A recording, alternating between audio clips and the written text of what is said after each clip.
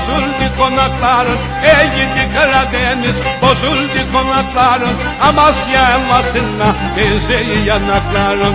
Amasya elmasına benzeyi yanakların. Ayva mısın, nar mısın, petek misin, bal mısın? Sen bu güzellikleri kaç kardan mı almışsın? Ayva mısın, nar mısın, petek misin, bal mısın? Sen bu güzellikleri kaç kardan mı, Ayder'den mi, Anzer'den mi almışsın?